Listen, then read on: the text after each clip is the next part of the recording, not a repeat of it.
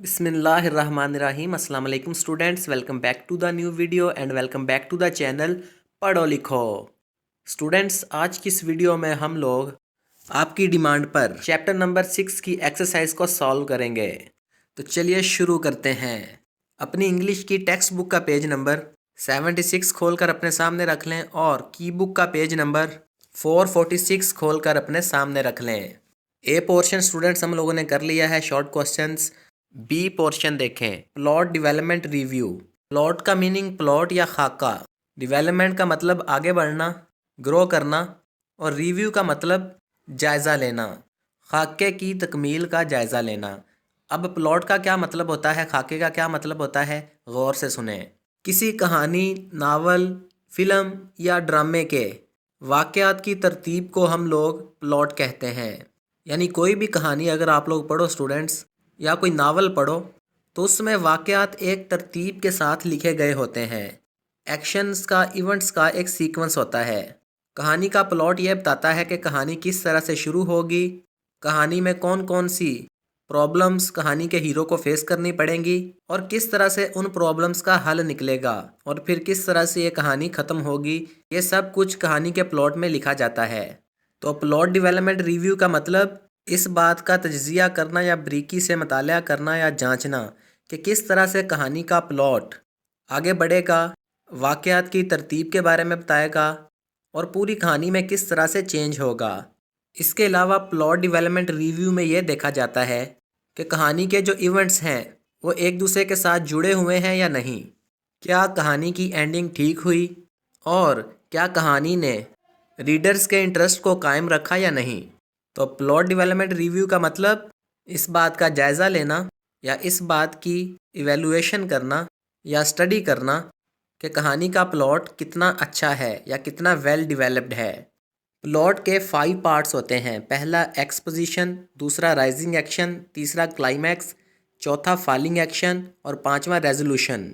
पहले students concepts को समझ लें, फिर हम डायग्राम में लिखे हुए वर्ड्स की रीडिंग करेंगे। एक्सपोजिशन का मतलब होता है कहानी की शुरुआत, जहां पर कहानी के करैक्टर्स को और कहानी की सेटिंग को इंट्रोड्यूस करवाया जाता है। यानी कि एक्सपोजिशन में ये बताया जाएगा कि कौन कौन से लोग इस कहानी का हिस्सा हैं और वो करैक्टर्स या वो लोग किस वक्त और किस जगह पर मौजूद हैं। प्लॉट का दूसरा पार्ट है राइजिंग एक्शन। यहाँ पर कहानी आगे बढ़ना शुरू हो जाती है और कहानी के हीरो यानी मेन करैक्टर की लाइफ में प्रॉब्लम्स आना शुरू हो जाती हैं। फिर इसी तरह कहानी आगे बढ़ती जाती है और प्लॉट का तीसरा पार्ट शुरू होता है, जिसे कहते हैं क्लाइमैक्स। आम लैंग्वेज में भी ये डायलॉग बोला जाता है ना स्टूडेंट्स, कि क्लाइमैक्स अभी बाकी है। तो क्लाइमैक्स का मतलब ये होता है टर्निंग पॉइंट, यानी कहानी का ऐसा हिस्सा जहाँ पर कहानी बिल्कुल बदल जाती है। जो हीरो होता है वो अपनी मुश्किलात को हल करने की कोशिश करता है, या समझ लें हीरो विलन के साथ लड़ाई करता है। क्लाइमैक्स कहानी का बहुत ही एक्साइटिंग पार्ट होता है। क्लाइमैक्स के बाद प्लॉट का चौथा पार्ट शुरू होता है, जिसे कहते हैं फॉलिंग एक्शन। फॉलिंग एक्शन में एक्शन कम होना शुरू हो जाता है, यानी कि क्लाइमैक्स के बाद मेन करैक्टर की लाइफ में बेहतरी आना शुरू हो जाती है, या ऐसे कह लें काफ़ी मसाइल हल हो जाते हैं हीरो के और कहानी एंडिंग की तरफ मूव होना शुरू हो जाती है। फिर आता है प्लॉट का आखिरी पॉइंट, रेजोल्यूशन, जहाँ पर कहानी ख़त्म हो जाती है। कहानी के एंडिंग पॉइंट को रेजोल्यूशन कहा जाता है। हीरो की ज़िंदगी के मसले हल हो जाते हैं, या बाज़ दफ़ा कह लें हीरो की डेथ हो जाती है, लेकिन वो एक प्रॉब्लम को सॉल्व करके फिर मरता है। और अगर हीरो ज़िंदा बच जाए तो कहानी के आखिर में हीरो बड़ा खुश होता है, बाज़ दफ़ा खुशी से वो नाच रहा होता है। तो प्लॉट डेवलपमेंट रिव्यू में आपने ये देखना है स्टूडेंट्स कि कोई भी कहानी कैसे शुरू हुई, कैसे क्लाइमैक्स पर पहुंची और कैसे ख़त्म हुई। चलें जल्दी से अब रीडिंग कर लेते हैं। Exposition, beginning of the case where characters and setting are introduced. कहानी की शुरुआत जहां पर करैक्टर्स और सेटिंग को इंट्रोड्यूस करवाया जाता है। Rising action, the point at which the main character faces struggles and hardships. कहानी का वो पॉइंट जहां पर मेन करैक्टर मुसीबतों या मुश्किलात का सामना करता है। Climax, the point of highest dramatic tension or a major turning point in the action. Climax कहानी का वो हिस्सा जहां पर कहानी बिल्कुल बदल जाती है। हीरो अपनी प्रॉब्लम को सॉल्व करने के लिए लड़ाई करता है या स्ट्रगल करता है। Falling action, the point at which climax leads to resolution. कहानी का वो हिस्सा जहाँ पर हीरो की ज़िंदगी की मुश्किलात ख़त्म होना शुरू हो जाती हैं और कहानी एंडिंग की तरफ मूव करती है। आखिरी पार्ट कहानी का, resolution, the point which marks the end of a story. Resolution कहानी का वो हिस्सा जो ये बताता है कि कहानी ख़त्म हो गई है। अब जो कहानी आपने पढ़ी है students, the value of time, इसमें एक्सपोजिशन क्या थी? कहानी के शुरू में हमें बताया गया कि एक लड़का है तसीर, वो अपना वक्त ज़ाया करता है, वीडियो गेम्स खेलता है, दोस्तों के साथ चैटिंग करता है, ख्यालों में खोया रहता है, पढ़ाई नहीं करता। फिर राइजिंग एक्शन स्टार्ट होता है जिसमें यह दिखाया जाता है कि तसीर अपना स्कूल का काम वक्त पर नहीं कर पाता और उसके पेपरों में नंबर अच्छे नहीं आते। फिर आता है कहानी का क्लाइमैक्स जहाँ पर कहानी बिल्कुल बदल जाती है। तसीर के दादा जान उसे समझाते हैं वक़्त की अहमियत के बारे में, दोनों मिलकर एक शेड्यूल बनाते हैं और तसीर वक़्त की कदर करनी शुरू कर देता है और वक़्त पर पढ़ाई करता है, अपनी फैमिली को और दोस्तों को टाइम देता है। उसके बाद कहानी का फॉलिंग एक्शन स्टार्ट होता है जिसमें दिखाया जाता है कि तसीर के दोस्त उसकी कदर करते हैं, उसकी तारीफ़ करते हैं। तसीर के टीचर्स और तसीर के पेरेंट्स उसके अच्छे ग्रेड्स देकर बड़े खुश होते हैं और इस तरह से फिर कहानी की एंडिंग हो जाती है जिसमें यह दिखाया जाता है कि तसीर बड़ा होकर एक कामयाब और वक़्त की कदर करने वाला शख्स बन जाता है। टेक्स्ट बुक के पेज नंबर 77 और की बुक के पेज नंबर 448 पर आ जाएं स्टूडेंट्स और ये डायग्राम फिल करें। रियलाइजेशन लिख लें एक्सपोजिशन के ऊपर वाले बॉक्स में, क्लाइमैक्स के ऊपर वाले बॉक्स में शिफ्ट लिख लें, फॉलिंग एक्शन के साथ वाले बॉक्स में इम्प्रूवमेंट लिख लें, एक्सपोजिशन के नीचे वाले बॉक्स में स्ट्रगल्स लिख लें और रेजोल्यूशन के नीचे वाले बॉक्स में मास्टरी लिख लें। स्ट्रगल्स मतलब कोशिशें या जद्दोजहद, रियलाइजेशन मतलब एहसास, शिफ्ट मतलब तब्दीली, इम्प्रूवमेंट मतलब बेहतरी और मास्टरी मतलब महारत। अब स्टूडेंट्स वोकैबलरी पोर्शन पर आ जाएं। टेक्स्ट बुक का पेज नंबर 78 और की बुक का page number 448। A portion, explain the meanings of the highlighted words given below. जो वर्ड्स हाईलाइट किए गए हैं, बोल्ड लेटर्स में लिखे गए हैं या नुमायाँ किए गए हैं, उनके मीनिंग्स बताने हैं। कीबू के पेज नंबर 448 और 449 की तरफ देखना। पहला सेंटेंस है, तसीर ऑफन फाउंड हिमसेल्फ प्रोक्रास्टिनेटिंग। तसीर अक्सर खुद को अपने कामों को टालते हुए पाता। प्रोक्रास्टिनेटिंग का मतलब है टाल मटोल करना, कामों को टालना या कामों को करने में देर करना। इंग्लिश मीनिंग पढ़ते हैं, delaying or postponing tasks or actions often due to avoidance और लैक ऑफ मोटिवेशन। कामों में ताख़ीर करना या कामों को मुलतवी करना अक्सर कामों से इज्तनाब करने की वजह से या हौसला अफजाई की कमी की वजह से। डिलेइंग मतलब ताख़ीर करना, पोस्टपोनिंग मतलब मुलतवी करना, टास्क्स और एक्शंस मतलब कामों को, अवॉइडेंस मतलब इज्तनाब और मोटिवेशन मतलब हौसला अफजाई। दूसरा सेंटेंस पढ़ते हैं, he decided to impart a valuable lesson. उन्होंने उसे एक कीमती सबक सिखाने का फ़ैसला किया या कीमती सबक देने का फ़ैसला किया। इम्पार्ट का उर्दू मीनिंग है मुंतकिल करना या पहुंचाना या ज़ाहिर करना। इंग्लिश मीनिंग पढ़ते हैं, टू कम्युनिकेट, कन्वे और make something known, specially information और नॉलेज। बातचीत करना, पहुंचाना या कोई चीज़ ज़ाहिर करना, ख़ास तौर पर कोई मालूमात या इल्म। कम्युनिकेट मतलब बातचीत करना, कन्वे मतलब पहुंचाना, मेक समथिंग नोन मतलब ज़ाहिर करना, स्पेशली मतलब ख़ास तौर पर, इंफॉर्मेशन मतलब मालूमात और नॉलेज मतलब इल्म।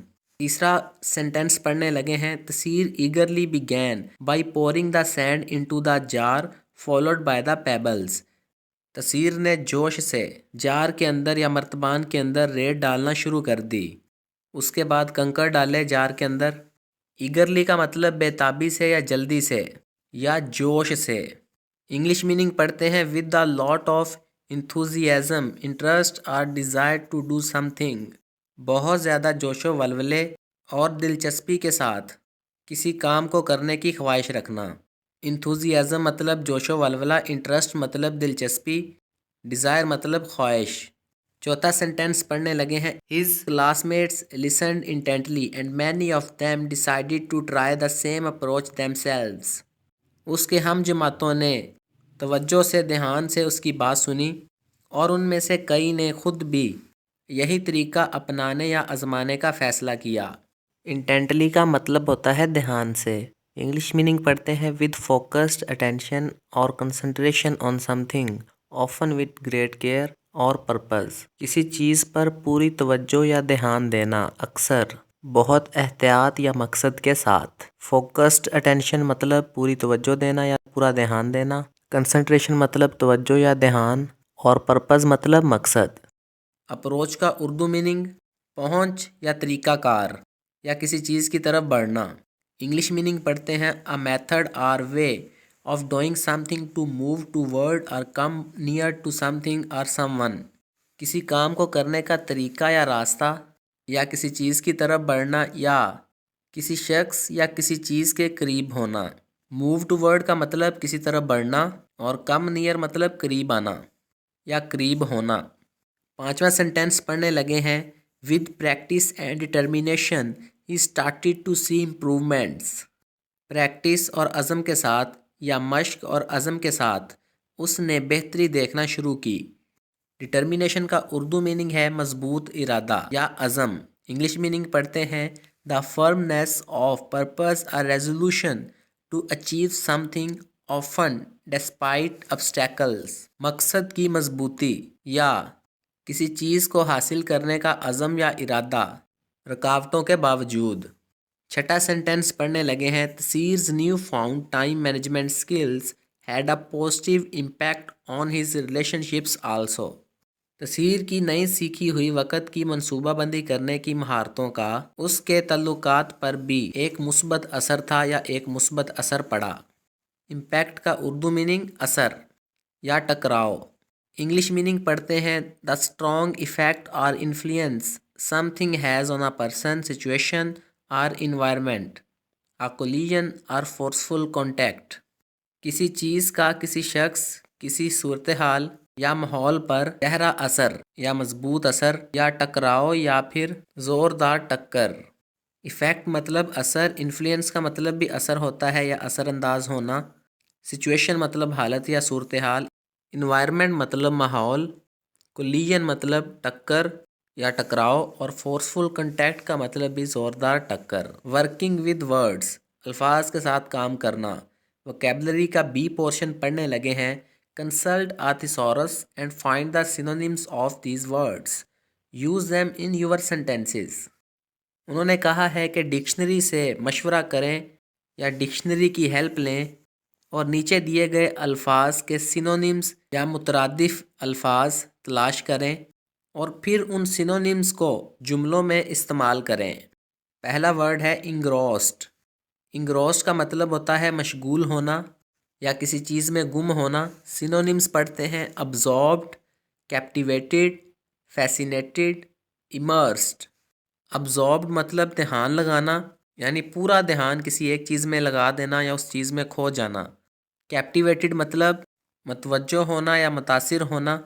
फैसिनेटेड मतलब दिलचस्पी लेना, और इमर्स का मतलब डूबा हुआ या मगन।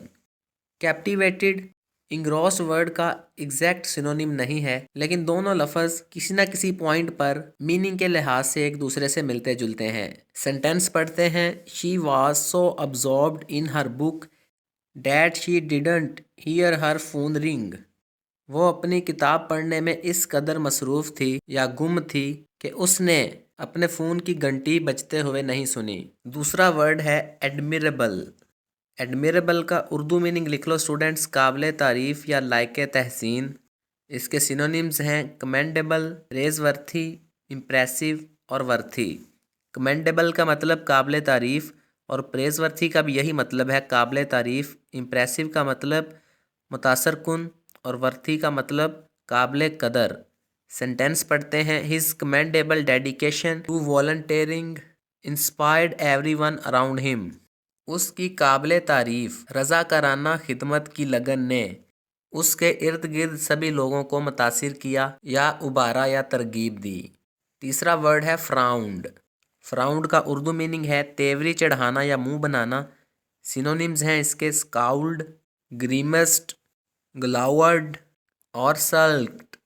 स्काउल्ड मतलब तेवरी चढ़ाना, ग्रीमेस्ट मतलब मुंह बनाना, ग्लावर्ड मतलब गुस्से से देखना या गुस्से से घूरना, और सल्ग मतलब रूठना। सेंटेंस पढ़ते हैं। शी ग्रीमेस्ड व्हेन शी सा the mess in the kitchen. उसने मुंह बनाया या उसने तेवरी चढ़ाई जब उसने किचन में बदनज़मी देखी। चौथा वर्ड है अमेजमेंट। अमेजमेंट का उर्दू मीनिंग है हैरत या ताज्जुब। इसके सिनोनिम्स हैं एस्टोनिशमेंट, वंडर, सरप्राइज और ऑव। एस्टोनिशमेंट मतलब हैरत, वंडर का भी यही मतलब है हैरत या हैरानी, सरप्राइज का मतलब हैरत या हैरानी और ऑ का मतलब है एहतराम और हैरत का मिला जुला एहसास। सेंटेंस पढ़ते हैं। The magicians trick left the audience in astonishment. जादूगर के करतब ने सामीन या नाजरीन को हैरत में छोड़ दिया या सामीन को या नाजरीन को हैरान कर दिया। पांचवा वर्ड है एलोकेटेड। एलोकेटेड का उर्दू मीनिंग लिख लो, मुकर्रर या मुख्तिस किया गया। इसके सिनोनिम्स हैं असाइंड, डेजिग्नेटेड, अपोर्शन्ड और डिस्ट्रीब्यूटेड। असाइंड का मतलब सौंपा गया या जिम्मेदारी दी गई। डेजिग्नेटेड का मतलब नामजद या मुकर्रर शुदा। अपोर्शन्ड का मतलब तकसीम किया गया या बांटा गया और डिस्ट्रीब्यूटेड का भी यही मतलब है, तकसीम किया गया या बांटा गया। सेंटेंस पढ़ते हैं। The teacher assigned the students different roles for the group project. उस्ताद ने तालब इल्मों को ग्रुप के प्रोजेक्ट के लिए या ग्रुप के मंसूबे के लिए मुख्तलिफ काम सौंपे। छठा वर्ड है इम्पैक्ट। इम्पैक्ट का उर्दू मीनिंग लिख लो, असर या टकराव। इसके सिनोनिम्स हैं इफ़ेक्ट, इन्फ्लुएंस, कॉन्सिक्वेंस और इम्प्रेशन। यहाँ एक और सिनोनिम ऐड कर लो स्टूडेंट्स, कोलिजन।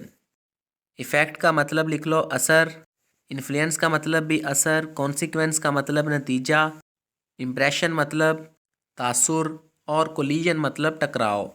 सेंटेंस पढ़ते हैं। The new policy will have a significant effect on the companies future. नई पॉलिसी का कंपनी के मुस्तकबिल पर अहम या ख़ास असर पड़ेगा।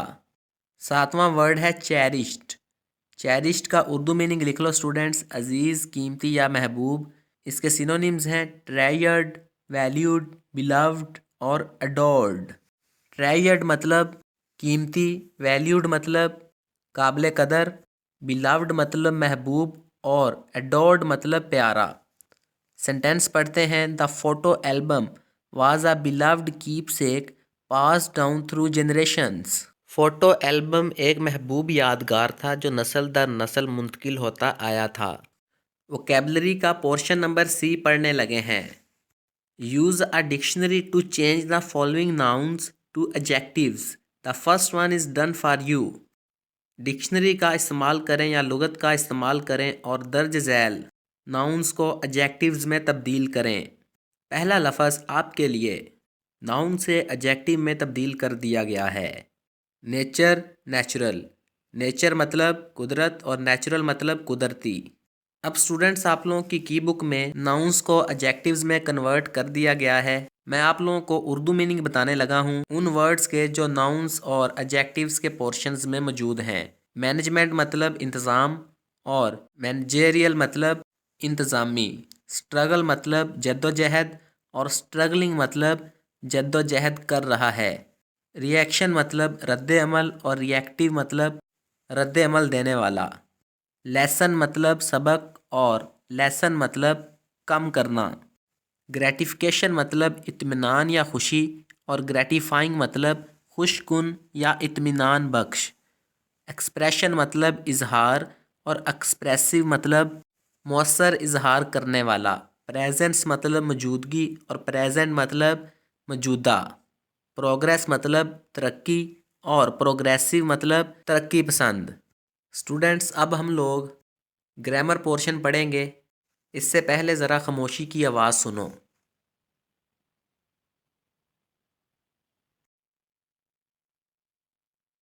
क्या खामोशी की भी आवाज़ होती है? क्या ये कान फाड़ देने वाली खामोशी है? इसके रिलेटेड स्टूडेंट्स हम लोगों ने एक कंसेप्ट पढ़ा था, अगर आप लोगों को याद है तो कमेंट करके बताओ। अब टाइम काफ़ी हो गया है, बाकी लेक्चर कल रिकॉर्ड करेंगे। Welcome back to the grammar portion. Grammar portion में पहला टॉपिक है कंजंक्शंस। स्टूडेंट्स, कंजंक्शंस के बारे में हम लोगों ने क्लास में बड़ी डिटेल से पढ़ा था। अगर कंजंक्शंस के रिलेटेड दोबारा से इतनी डिटेल देना शुरू की तो वीडियो 2 घंटे की हो जाएगी। फ़िलहाल हम लोग कंजंक्शंस के बेसिक कंसेप्ट्स के बारे में पढ़ेंगे, बाकी डिटेल में अलग से फिर कभी कंजंक्शंस के बारे में पढ़ लेंगे। कंजंक्शंस ऐसे वर्ड्स होते हैं जो कि वर्ड्स, फ्रेजेस और क्लॉजेस को साथ जोड़ने के लिए इस्तेमाल किए जाते हैं। कंजंक्शंस का यूज़ करने से सेंटेंस कम्पैक्ट हो जाता है, शॉर्ट हो जाता है, यानी सेंटेंस की लेंथ कम हो जाती है कंजंक्शंस का यूज़ करने से, लेकिन सेंटेंस का मीनिंग क्लियर होता है और अलग अलग सेंटेंसेस लिखने की ज़रूरत नहीं पड़ती। 2 सेंटेंसेस की बात हम एक ही सेंटेंस में कर देते हैं। वैसे तो इंग्लिश लैंग्वेज में बहुत सारे कंजंक्शंस हैं, लेकिन कंजंक्शंस की बेसिकली 3 ही टाइप्स हैं। पहली कोऑर्डिनेटिंग कंजंक्शंस, दूसरी सबऑर्डिनेटिंग कंजंक्शंस, तीसरी कोरिलेटिव कंजंक्शंस। कंजंक्शंस की टाइप्स पढ़ने से पहले हम लोग कुछ सेंटेंसेस पढ़ लेते हैं जो कि आपकी बुक में मेंशन किए गए हैं। अपनी इंग्लिश की टेक्स्ट बुक के पेज नंबर 78 को खोलकर अपने सामने रखें। पहला sentence, Zara and I visited Murree last weekend. Zara और मैंने पिछले हफ्ते मरी का विज़िट किया या मरी की सैर की। मैं वैसे मरी नहीं गया था पिछले हफ्ते, ये सेंटेंस है। दूसरा sentence, do you have a rough notebook और a rough sheet of paper. क्या तुम्हारे पास रफ नोटबुक या फिर कागज़ की रफ शीट है। तीसरा sentence, I did not go to work today because I was not feeling well. मैं आज काम पर नहीं गया क्योंकि मेरी तबीयत ठीक नहीं थी। चौथा sentence, she did not like the food but she at it any how. उसे खाना पसंद नहीं था लेकिन फिर भी उसने इसे खा लिया। पांचवा sentence, I will be leaving tomorrow so I am trying to finish all the pending assignments. मैं कल जा रहा हूँ या मैं कल चला जाऊँगा, इसलिए मैं अपनी बाकी रह जाने वाली असाइनमेंट्स को ख़त्म करने की कोशिश कर रहा हूँ। अब स्टूडेंट्स, अगर आप लोगों ने गौर किया हो, इन 5 सेंटेंसेस में कुछ ऐसे वर्ड्स हैं जिन्होंने 2 सेंटेंसेस को जोड़ा हुआ है या फिर 2 वर्ड्स को आपस में कंबाइन किया हुआ है या जोड़ा हुआ है। पहले सेंटेंस में एंड, इस कंजंक्शन ने ज़ारा और आई इन दोनों वर्ड्स को आपस में जोड़ा। दूसरे सेंटेंस में और, इस कंजंक्शन ने अ रफ नोटबुक और a rough sheet of paper in phrases को आपस में जोड़ा। तीसरे सेंटेंस में बिकॉज, इस कंजंक्शन ने इंडिपेंडेंट क्लॉज को डिपेंडेंट क्लॉज के साथ जोड़ा। चौथे सेंटेंस में बट, इस कंजंक्शन ने 2 इंडिपेंडेंट क्लॉजेस को आपस में जोड़ा। पांचवें सेंटेंस में सो, इस कंजंक्शन ने फिर से 2 इंडिपेंडेंट क्लॉजेस को आपस में जोड़ा। अब इन 5 सेंटेंसेस में किस टाइप के कंजंक्शंस यूज़ हुए हैं ये आपको अभी पता चल जाएगा जब हम कंजंक्शंस की टाइप्स पढ़ लेंगे। और अगर किसी स्टूडेंट को क्लास में दिया गया लेक्चर याद है तो शायद उसे पहचान हो गई हो कि इन सेंटेंसेस में किस तरह के कंजंक्शंस का यूज़ किया गया है। तो चले पढ़ते हैं कंजंक्शन की पहली type, coordinating conjunctions. Students, coordinating conjunctions ऐसे वर्ड्स होते हैं जो वर्ड्स, फ्रेजेस और इंडिपेंडेंट क्लॉजेस को आपस में जोड़ने के लिए इस्तेमाल किए जाते हैं। अगर कोऑर्डिनेटिंग कंजंक्शंस का यूज़ करना है तो पैरेललिज्म के कंसेप्ट को फॉलो करना पड़ेगा। पैरेललिज्म का कंसेप्ट ये है इंग्लिश ग्रामर में कि अगर आप लोग 2 वर्ड्स को कंबाइन करना चाहते हो कंजंक्शन का यूज़ करके, तो वो दोनों वर्ड्स या तो नाउन हो या एडजेक्टिव हो या एडवर्ब्स हों, उनको कंबाइन किया जा सकता है। लेकिन अगर एक साइड पर नाउन है और दूसरी साइड पर एडजेक्टिव है, उनको हम आपस में कंबाइन नहीं कर सकते कोऑर्डिनेटिंग कंजंक्शंस का यूज़ करते हुए। इक्वल रैंक्स का मतलब यही है कि कंजंक्शन की दोनों साइड पर जो सेंटेंस स्ट्रक्चर है वो एक जैसा हो।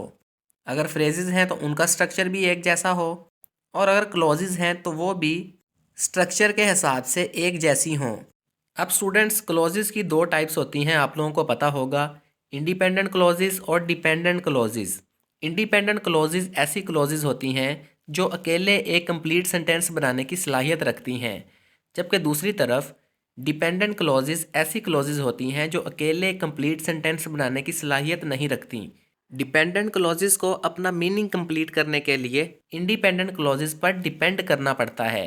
तो जो कोऑर्डिनेटिंग कंजंक्शंस होते हैं ये हमेशा इंडिपेंडेंट क्लॉजेस को आपस में जोड़ेंगे, क्योंकि हम लोगों ने अभी पढ़ा है कि कोऑर्डिनेटिंग कंजंक्शंस हमेशा सेंटेंस के इक्वल पार्ट्स को आपस में जोड़ते हैं।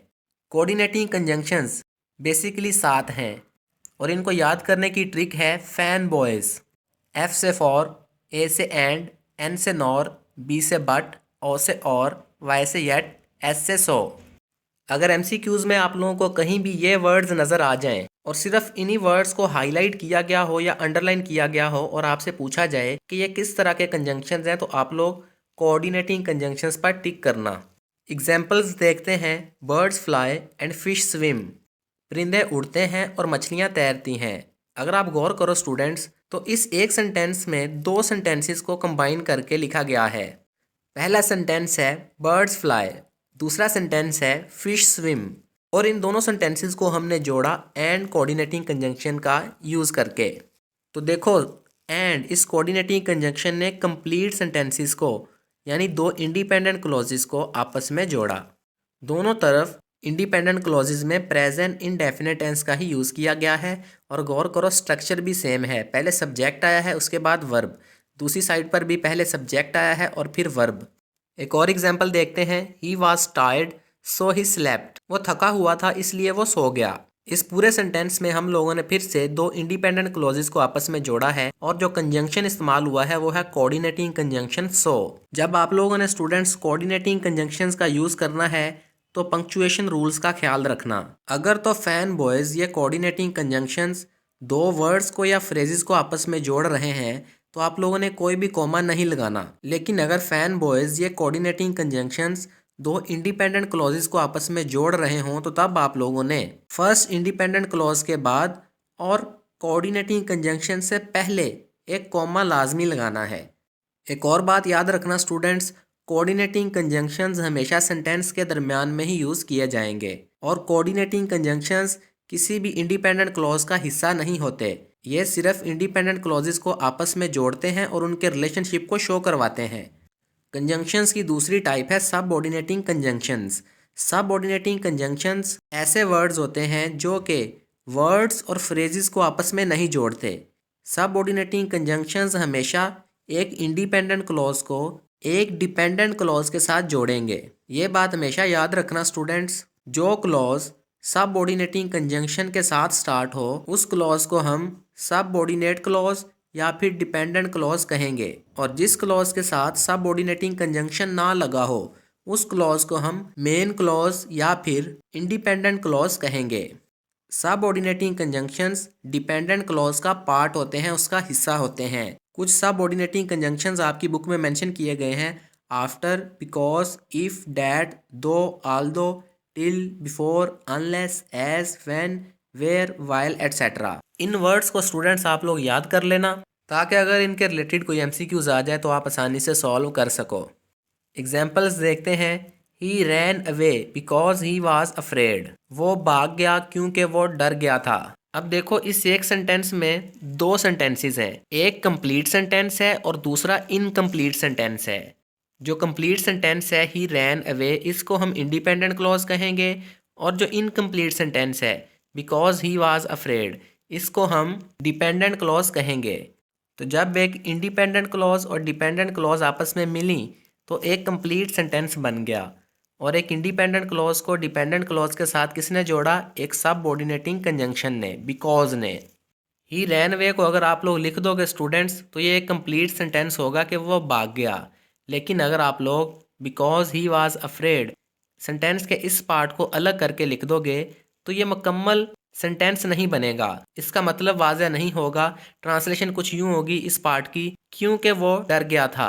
क्या ये कंप्लीट सेंटेंस लग रहा है आप लोगों को? नहीं, ये कंप्लीट सेंटेंस नहीं है। ये सेंटेंस तभी कंप्लीट होगा जब हम लोग इसके साथ एक इंडिपेंडेंट क्लॉज को जोड़ेंगे। तो इसका मतलब ये हुआ कि जो क्लॉज अकेले एक कंप्लीट सेंटेंस बना ले वो इंडिपेंडेंट क्लॉज है, और जो क्लॉज अकेले एक कंप्लीट सेंटेंस ना बना सके वो डिपेंडेंट क्लॉज है।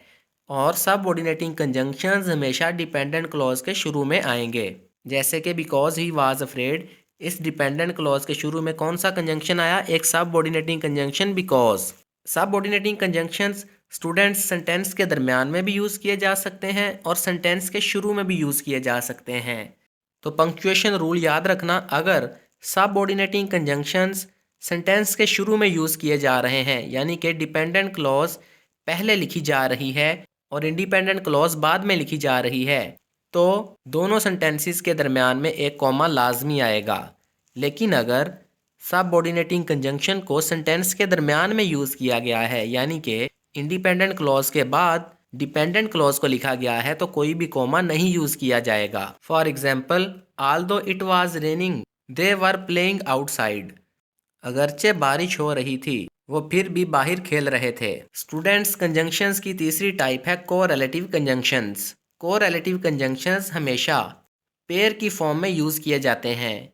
कोरिलेटिव कंजंक्शंस फंक्शन के लिहाज से कोऑर्डिनेटिंग कंजंक्शंस के साथ मिलते जुलते हैं, यानी ये भी सेंटेंस के इक्वल पार्ट्स को आपस में जोड़ते हैं। यानी वर्ड्स, फ्रेजेस और क्लॉजेस को जोड़ने के लिए कोरिलेटिव कंजंक्शंस का भी यूज़ किया जाता है। और कोरिलेटिव कंजंक्शंस वर्ड्स, फ्रेजेस और क्लॉजेस जो इक्वल रैंक्स की हैं उनको ही जोड़ेंगे। तो कोरिलेटिव कंजंक्शंस अगर क्लॉजेस को जोड़ें तो दोनों साइड पर इंडिपेंडेंट क्लॉजेस ही होंगी। कोरिलेटिव कंजंक्शंस में शामिल हैं either or, neither nor, not only but also, whether or both and.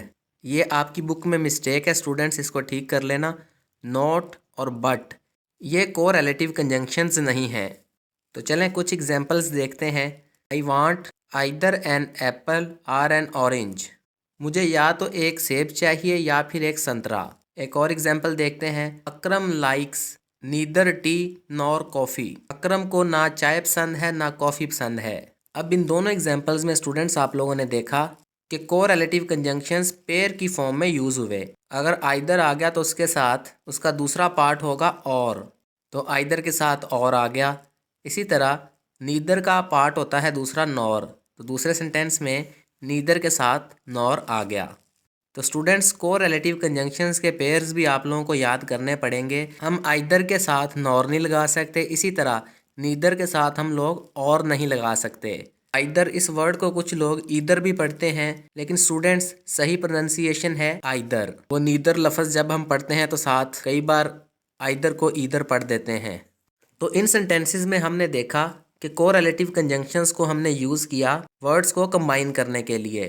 तो स्टूडेंट्स ज़रा गौर करें, जो वर्ड्स कंबाइन किए हैं कोरिलेटिव कंजंक्शंस ने वो ग्रामेटिकली सेम है, यानी कि एप्पल और ऑरेंज ये दोनों नाउन्स हैं। इसी तरह से टी और कॉफ़ी ये भी नाउन्स हैं। इसी तरह से हम लोग एडजेक्टिव्स या एडवर्ब्स को भी कोरिलेटिव कंजंक्शंस का यूज़ करके सेंटेंस के अंदर जोड़ सकते हैं। कोरिलेटिव कंजंक्शंस अगर दो वर्ड्स या फ्रेजेस को कंबाइन करें तो कोई भी कॉमा नहीं आएगा। ये पंक्चुएशन रूल आपने याद रखना है। लेकिन अगर कोरिलेटिव कंजंक्शंस दो इंडिपेंडेंट क्लॉजेस को आपस में जोड़ें तो आप लोगों ने पहली इंडिपेंडेंट क्लॉज के बाद कॉमा लगाना है। For example, neither did he come not did his brother come. ना वो आया और ना ही उसका भाई आया। तो स्टूडेंट्स आप लोगों ने गौर किया, पहली इंडिपेंडेंट क्लॉज के बाद हमने कॉमा लगाया और कोरिलेटिव कंजंक्शन के पेयर में से दूसरा वर्ड जो नॉर है उससे पहले हमने कॉमा लगाया। इस सेंटेंस में स्टूडेंट्स आप लोगों ने गौर किया होगा कि सेंटेंस स्ट्रक्चर थोड़ा सा चेंज है। जैसे कि हेल्पिंग वर्ब हमेशा सब्जेक्ट के बाद आता है, हमने पढ़ा था। लेकिन अगर नेगेटिव वर्ड्स जो नॉट के मीनिंग को जाहिर करने के लिए इस्तेमाल हों, अगर वो सेंटेंस के अंदर आ जाएं, या कह लें सेंटेंस के शुरू में आ जाएं या क्लॉजेस के शुरू में आ जाएं, तो हम लोग सब्जेक्ट और हेल्पिंग वर्ब की जगह को चेंज कर देते हैं। ये फ़र्क स्टूडेंट्स थोड़ा सा याद रखना है आपने। अब हम लोग सॉल्व करेंगे ब्लैंक्स को। A portion, fill in the blanks with appropriate coordinating conjunctions. मुनासब कोऑर्डिनेटिंग कंजंक्शंस का यूज़ करते हुए हमने ये खाली जगह पुर करनी है। पहला sentence, I wanted to go for a walk but it started raining. मैं वॉक के लिए जाना चाहता था, सैर के लिए जाना चाहता था, लेकिन बारिश शुरू हो गई। तो स्टूडेंट्स, बट वर्ड कंट्रास्ट को शो करता है, यानी कि एक लड़का वॉक करने के लिए जाना चाहता था। उसने सोचा था कि वो घर से निकलेगा, वॉक करेगा और फिर अपने घर वापस आ जाएगा, लेकिन उसकी एक्सपेक्टेशन के अकॉर्डिंग वो वॉक करने ना जा सका क्योंकि बारिश शुरू हो गई। तो बट वर्ड स्टूडेंट्स कंट्रास्ट को शो करता है। दूसरा सेंटेंस पढ़ते हैं। She likes both burger and pizza. इस सेंटेंस में वैसे कोरिलेटिव कंजंक्शन बोथ और एंड का यूज़ किया गया है, लेकिन अगर स्टूडेंट्स आप लोग बोथ वर्ड को हटा दो तो अकेला एंड वर्ड यहाँ पर एक कोऑर्डिनेटिंग कंजंक्शन का काम करेगा। एंड वर्ड एडिशन करने के लिए इस्तेमाल किया जाता है, यानी बर्गर और पिज़्ज़ा दोनों की बात करनी थी एक ही सेंटेंस के अंदर, इसलिए हम लोगों ने एंड इस कोऑर्डिनेटिंग कंजंक्शन का यूज़ कर दिया। और अगर बोथ को भी साथ मिला लें तो बोथ और एंड ये मिलकर बन जाएंगे कोरिलेटिव कंजंक्शन। उसे बर्गर और पिज़्ज़ा दोनों पसंद हैं। तीसरा सेंटेंस पढ़ते हैं। यू कैन हैव निहारी और पास्ता बट नॉट बोथ। तुम या तो निहारी खा सकते हो या पास्ता खा सकते हो, लेकिन दोनों चीज़ें नहीं खा सकते। तो यहाँ पर स्टूडेंट्स हम लोगों ने कोऑर्डिनेटिंग कंजंक्शन और का यूज़ किया है। और कोऑर्डिनेटिंग कंजंक्शन का तब यूज़ करते हैं जब हम लोग दो चॉइसेस की बात करें और उन दो चॉइसेस में एक ही सिलेक्ट कर सकें। और अगर चॉइसेस की बात ना करनी हो, सिर्फ चीज़ों का एडिशन करना हो, तब हम लोग एंड इस कोऑर्डिनेटिंग कंजंक्शन का यूज़ करेंगे। चौथा सेंटेंस पढ़ते हैं। He studied hard so he could pass the exam. उसने बहुत मेहनत से पढ़ाई की ताकि वो इम्तिहान को पास कर सके। इस सेंटेंस में हमने सॉर्ट इस कोऑर्डिनेटिंग कंजंक्शन का यूज़ किया है। सॉर्ट कोऑर्डिनेटिंग कंजंक्शन का तब यूज़ करते हैं जब हम लोग रिज़ल्ट या इफ़ेक्ट के बारे में बात करें। पांचवा सेंटेंस पढ़ते हैं। They were tired yet kept working. वो थके हुए थे फिर भी उन्होंने काम करना जारी रखा। इस सेंटेंस में येट इस कोऑर्डिनेटिंग कंजंक्शन का यूज़ किया गया है। येट कोऑर्डिनेटिंग कंजंक्शन का तब यूज़ करते हैं जब हम लोग कंट्रास्ट को जाहिर करें या अनएक्सपेक्टेड रिज़ल्ट के बारे में बात करें। यानी कि कुछ लोग थे वो थके हुए थे। अब जब इंसान थक जाता है तो वो आराम करता है, लेकिन यहाँ पर एक्सपेक्टेशन के उलट हुआ काम। कुछ लोग थे वो थके हुए थे फिर भी उन्होंने काम करना जारी रखा। अब दो कोऑर्डिनेटिंग कंजंक्शंस बच गए हैं, फार और नॉर। फार ये कोऑर्डिनेटिंग कंजंक्शन रीज़न बताने के लिए या कॉज बताने के लिए इस्तेमाल किया जाता है, और नॉर ये वर्ड नेगेटिव एडिशन करने के लिए इस्तेमाल किया जाता है। सेंटेंसेस आप लोगों को स्क्रीन पर शो हो रहे होंगे, स्टूडेंट्स अपनी बुक पे नोट कर लेना। अब बी पोर्शन सॉल्व करते हैं। Fill in the blanks with appropriate subordinating and correlative conjunctions. मुनासिब सबऑर्डिनेटिंग और कोरिलेटिव कंजंक्शंस का यूज़ करते हुए हमने इन ब्लैंक्स को फिल करना है। पहला सेंटेंस देखते हैं। He did not submit the homework because he wasted time in playing games. उसने अपना होमवर्क जमा नहीं करवाया क्योंकि उसने अपना वक़्त खेलने में ज़ाया कर दिया। इस सेंटेंस में बिकॉज ये एक सबऑर्डिनेटिंग कंजंक्शन है। बिकॉज वर्ड रीज़न या कॉज बताने के लिए इस्तेमाल किया जाता है। दूसरा सेंटेंस पढ़ते हैं। She likes both T and juices in the morning. वह सुबह के वक़्त चाय और जूस दोनों पीना पसंद करती है। तीसरा सेंटेंस पढ़ते हैं। Kiran did not pass the exam because she had not studied well. Kiran ने इम्तिहान पास नहीं किया क्योंकि उसने सही तरह से पढ़ाई नहीं की थी। चौथा सेंटेंस पढ़ने लगे हैं। Although he was tired he stayed up late to finish his work. अगरचे वो थका हुआ था फिर भी वो अपना काम ख़त्म करने के लिए देर तक रुका रहा। तो तीसरे सेंटेंस में स्टूडेंट्स आप लोगों को पता है बिकॉज वर्ड कॉज या रीज़न के बारे में बता रहा है, और चौथे सेंटेंस में जो आल्दो है ये कंट्रास्ट को शो कर रहा है। पांचवा सेंटेंस पढ़ने लगे हैं। Unless you work hard you won't pass the test. जब तक तुम सख्त मेहनत नहीं करते तब तक तुम टेस्ट पास नहीं कर पाओगे। अनलेस और इफ़ स्टूडेंट्स ये दोनों सबऑर्डिनेटिंग कंजंक्शंस कंडीशन बताने के लिए इस्तेमाल किए जाते हैं। इफ़ सबऑर्डिनेटिंग कंजंक्शन पॉजिटिव और नेगेटिव दोनों कंडीशंस के बारे में बात करता है, और जो अनलेस है ये सबऑर्डिनेटिंग कंजंक्शन हमेशा नेगेटिव कंडीशन के बारे में बात करेगा। यानी अगर आप लोगों ने इफ़ का यूज़ करना है इस सबऑर्डिनेटिंग कंजंक्शन का, तो सेंटेंस कुछ इस तरह से बनेगा। अगर तुम सख्त मेहनत करते हो तो तुम टेस्ट पास कर लोगे। नेगेटिव सेंटेंस किस तरह से बनेगा। अगर तुम सख्त मेहनत नहीं करते तो तुम टेस्ट पास नहीं कर पाओगे। अगर अनलेस का यूज़ करना है तो सेंटेंस कुछ इस तरह बनेगा। जब तक तुम सख्त मेहनत नहीं करते तब तक तुम टेस्ट पास नहीं कर पाओगे। छठा सेंटेंस पढ़ते हैं। He is both intelligent and hard working. वो ज़हीन होने के साथ साथ मेहनती भी है। इस सेंटेंस में नॉट ओनली और बट आल्सो इस कोरिलेटिव कंजंक्शन पेयर का भी यूज़ कर सकते हैं। He is not only intelligent but also hard working. वो ना सिर्फ ज़हीन है बल्कि मेहनती भी है। अब स्टूडेंट्स हम लोग पढ़ेंगे ट्रांजिशन वर्ड्स और डिवाइसेस के बारे में। Transition words are the words और the phrases that connect ideas within sentences, paragraphs or sections of a piece of writing. Transition words ऐसे अल्फाज या फ्रेजेस होती हैं जो सेंटेंसेस, पैराग्राफ्स या फिर कोई भी लिखी हुई कहानी, नावल या ड्रामे वगैरह के पार्ट्स में मौजूद आइडियाज को कनेक्ट करने के लिए, ख्यालात को जोड़ने के लिए इस्तेमाल किए जाते हैं। They help to establish relationships between different parts of the text, making the writing more cohesive and organised. ये टेक्स्ट के मुख्तलिफ हिस्सों के दरमियान रिलेशनशिप्स कायम करने में मदद करते हैं, जिससे राइटिंग ज़्यादा हम आहंग और मुनज़्ज़म हो जाती है। आसान लफ्ज़ों में स्टूडेंट्स, ट्रांजिशन वर्ड्स और डिवाइसेस का ये मतलब है, ये ऐसे अल्फाज या फ्रेजेस होती हैं जो पैराग्राफ के अंदर या लाइनों के अंदर या सेंटेंसेस के अंदर मुख्तलिफ आइडियाज़ को आपस में लिंक करती हैं, ख्यालात को एक दूसरे के साथ जोड़ती हैं, जिससे रीडर को वो लिखी हुई कहानी, नावल या ड्रामा पढ़ने में आसानी होती है।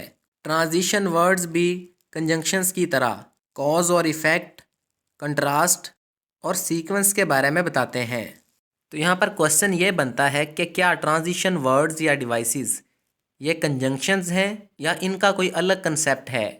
तो स्टूडेंट्स ये बात आप लोग नोट कर लें, ट्रांजिशन वर्ड्स या डिवाइसेस ये कंजंक्शंस नहीं हैं, लेकिन ट्रांजिशन वर्ड्स और कंजंक्शंस में एक चीज़ सिमिलर है और वो चीज़ ये है कि कंजंक्शंस और ट्रांजिशन वर्ड्स ये आइडियाज़ को कनेक्ट करते हैं। अब कंजंक्शंस में और ट्रांजिशन वर्ड्स में क्या डिफरेंस है ये मैं आप लोगों को बताने लगा हूँ। स्टूडेंट्स एक बात याद रखें, कंजंक्शन कोई भी हो वो एक सेंटेंस के अंदर वर्ड्स को, फ्रेजेस को या क्लॉजेस को कनेक्ट करेगा, और कंजंक्शन सेंटेंस का एक ज़रूरी पार्ट होता है अगर वो सेंटेंस में मौजूद पार्ट्स को आपस में कनेक्ट कर रहा है। स्टूडेंट्स एक बात और याद रखना आप लोग, कोऑर्डिनेटिंग कंजंक्शंस जो कि दो इंडिपेंडेंट क्लॉजेस को सेंटेंस के अंदर कंबाइन करते हैं, उनको हटाकर और कॉमा को हटाकर हम लोग सेमी कोलन लगा सकते हैं। सेमी कोलन कोऑर्डिनेटिंग कंजंक्शंस की ही जगह ले सकता है अगर कोऑर्डिनेटिंग कंजंक्शन के बिना मतलब क्लियर हो रहा हो, लेकिन सबऑर्डिनेटिंग कंजंक्शंस और कोरिलेटिव कंजंक्शंस की जगह नहीं ले सकता यह सेमी कोलन। जबकि दूसरी तरफ जो ट्रांजिशन वर्ड्स होते हैं वो सेंटेंसेस के अंदर, पैराग्राफ्स के अंदर या राइटिंग के मुख्तलिफ हिस्सों के अंदर कनेक्शन शो करवाने के लिए इस्तेमाल किए जाते हैं।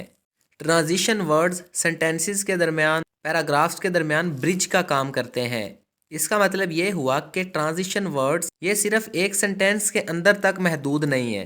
एक इंडिपेंडेंट क्लॉज के साथ भी हम ट्रांजिशन वर्ड लगा सकते हैं, लेकिन हम किसी भी कंजंक्शन को किसी इंडिपेंडेंट क्लॉज के साथ या डिपेंडेंट क्लॉज के साथ लगाकर एक कंप्लीट सेंटेंस नहीं बना सकते। अब अगर ट्रांजिशन वर्ड्स लगाने हैं तो ये कहाँ कहाँ आएंगे।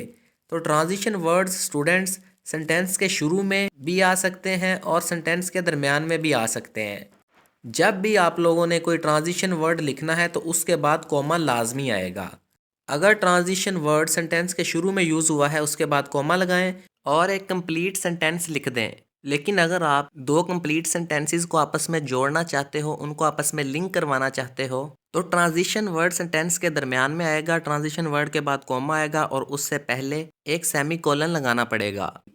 अब एक एग्जाम्पल पढ़ते हैं, आपकी बुक में लिखी हुई है, he loves cooking additionally he enjoys baking also.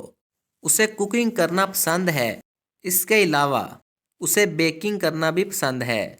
तो स्टूडेंट्स ज़रा गौर करें, एडिशनली वर्ड यहाँ पर एक ट्रांजिशन वर्ड है, ये एक ब्रिज की तरह काम कर रहा है। अब इस सेंटेंस को ब्रेक करके दो सेंटेंसेस में कन्वर्ट करते हैं। He loves cooking dot additionally comma he enjoys baking also. उसे कुकिंग करना पसंद है, एक सेंटेंस हो गया। अब इस एक सेंटेंस को हमने दूसरे सेंटेंस के साथ लिंक करना है, एक ब्रिज बनाना है कि एक सेंटेंस दूसरे सेंटेंस के साथ रिलेशनशिप को जाहिर करे। तो यहाँ पर हम कंजंक्शन तो लगा नहीं सकते, क्योंकि हमें पता है कि कंजंक्शन सेंटेंस के अंदर ही इस्तेमाल किए जा सकते हैं, सेंटेंस के बाहर यूज़ नहीं किए जा सकते। तो अब हम लोग एडिशनली एक ट्रांजिशन डिवाइस का, एक ट्रांजिशन वर्ड का यूज़ करेंगे जो दोनों सेंटेंसेस को कनेक्ट कर देगा। एडिशनली ही इंजॉयज़ बेकिंग आल्सो। इसके अलावा उसे बेकिंग करना भी पसंद है। दूसरा सेंटेंस पढ़ते हैं। Further more she explain the main points in detail. इसके अलावा या मज़ीद बरां उसने मेन पॉइंट्स की तफसील के साथ वजाहत की। तीसरा sentence. In addition I would like to discuss another problem. मज़ीद बरां या इसके अलावा मैं दूसरे मसले को भी या दूसरी प्रॉब्लम को भी डिस्कस करना या दूसरे मसले पर बात करना या दूसरे मसले पर बहस करना पसंद करूँगा या पसंद करूँगी। तो स्टूडेंट्स, यहाँ से आपको अंदाज़ा हो रहा होगा कि ये जो सेंटेंस अभी हमने पढ़ा है ये किसी ना किसी दूसरे सेंटेंस के साथ ज़रूर लिंक होगा या किसी ना किसी पैराग्राफ के साथ लिंक होगा। तो आई होप कि आप लोगों को ट्रांजिशन वर्ड्स का कंसेप्ट समझ में आया होगा और अभी भी क्लियर हो रहा होगा इन एग्जाम्पल्स को पढ़ते हुए। चौथा sentence. She enjoyed the book likewise she found it quite engaging. वो किताब पढ़ते हुए बड़ा लुत्फ़अंदोज़ हुई, इसी तरह उसे ये काफ़ी दिलचस्प लगी। पांचवा सेंटेंस पढ़ने लगे हैं। The weather was bad therefore the flight was delayed. मौसम ख़राब था, इसी वजह से या इसीलिए फ़्लाइट तख़ीर का शिकार हो गई या फ़्लाइट में देर हो गई थी। Moreover he was also responsible for organising the event. मज़ीद बरां वो या इसके अलावा वो इवेंट को मनज़्ज़म करने का भी ज़िम्मेदार था या इवेंट को मनज़्ज़म करने के लिए भी ज़िम्मेदार था। सातवां सेंटेंस पढ़ने लगे हैं। She loves to travel consequently she saves money. वो सफ़र करना पसंद करती है, इसीलिए या इसके नतीजे में वो पैसे जमा करती है या वो पैसे बचाती है ताकि वो मज़ीद सफ़र कर सके। आठवां सेंटेंस पढ़ने लगे हैं। He studied hard as a result he pass the exam. उसने सख्त मेहनत से पढ़ाई की या उसने बहुत ज़्यादा पढ़ाई की जिसके नतीजे में उसने इम्तिहान पास कर लिया। नौवां सेंटेंस पढ़ने लगे हैं। On the other hand some people prefer cold weather to hot weather. दूसरी जानब या दूसरी तरफ कुछ लोग ठंडे मौसम को गर्म मौसम पर तरजीह देते हैं। 10वां सेंटेंस पढ़ने लगे हैं। She loves reading in contrast her sister prefers hiking. उसे पढ़ना पसंद है, रीडिंग करना पसंद है, जबकि दूसरी तरफ या इसके बरक्स उसकी बहन को पैदल सफ़र करना पसंद है। अब students, additionally, furthermore, in addition, moreover, ये ट्रांजिशन वर्ड्स एक आइडिया में दूसरे आइडिया की एडिशन करने के लिए इस्तेमाल किए जाते हैं। लाइकवाइज और ऑन द अदर हैंड ये वर्ड्स कंट्रास्ट और कंपैरिजन को शो करने के लिए इस्तेमाल किए जाते हैं। और देयरफॉर, कॉन्सिक्वेंटली और एज अ रिज़ल्ट ये कॉज और इफ़ेक्ट बताने के लिए इस्तेमाल किए जाते हैं। सी पोर्शन पढ़ने लगे हैं। Fill in the blanks with appropriate conjunctions and but or so to complete each sentence correctly. खाली जगहों को पुर करें इन 4 कंजंक्शंस एंड बट और सो का यूज़ करते हुए, ताकि सेंटेंसेस अपना सही मतलब वाज़ह कर सकें या सेंटेंसेस सही तरीके से कंप्लीट हो सकें। पहला सेंटेंस है। She likes T and coffee. उसे चाय और कॉफ़ी पसंद है या वो चाय और कॉफ़ी पीना पसंद करती है। दूसरा सेंटेंस है। He went to the store and bought some milk. वो स्टोर की तरफ गया या स्टोर पर गया और उसने कुछ दूध खरीदा। तीसरा सेंटेंस है। They played outside but it started raining. मेरे ख्याल में स्टूडेंट्स ये सेंटेंस कुछ इस तरह से होना चाहिए था। They wanted to play outside but it started raining. वो बाहर खेलना चाहते थे लेकिन बारिश शुरू हो गई। अब जो सेंटेंस आपकी बुक में लिखा गया है उसकी ट्रांसलेशन कुछ यूँ बनती है। उन्होंने बाहर खेला लेकिन बारिश शुरू हो गई। चौथा सेंटेंस है। It was late so they decided to leave early. देर हो गई थी इसलिए उन्होंने जल्दी जाने का फ़ैसला किया। She enjoys reading novels and watching video lectures on Padho Likho channel. वो नावल पढ़ना पसंद करती है और पढ़ो लिखो चैनल पर वीडियो लेक्चर्स देखना पसंद करती है। छठा सेंटेंस है he is not toll but short. वो लंबा नहीं बल्कि छोटा है। यहाँ पर स्टूडेंट्स और नहीं आ सकता क्योंकि यहाँ पर कंट्रास्ट शो किया जा रहा है टॉल और शॉर्ट का, तो यहाँ पर बट आएगा और नहीं आएगा। सातवां सेंटेंस है they will visit the museum और द ज़ू। वो अजायब घर का विज़िट करेंगे या चिड़ियाघर का विज़िट करेंगे। डी पोर्शन स्टूडेंट्स आप लोगों ने खुद करना है। अब काफ़ी डिटेल बता दी है आप लोगों को।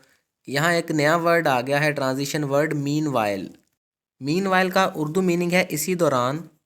यह ट्रांजिशन वर्ड तब यूज़ किया जाता है जब दो इवेंट्स एक ही टाइम पर हो रहे हों या एक ही टाइम पीरियड में हो रहे हों। की बुक के पेज नंबर 534 पर इन ट्रांजिशन वर्ड्स के सेंटेंसेस लिखे हुए हैं, आप लोग वहाँ से पढ़ लेना। ई पोर्शन भी बिल्कुल ईजी है।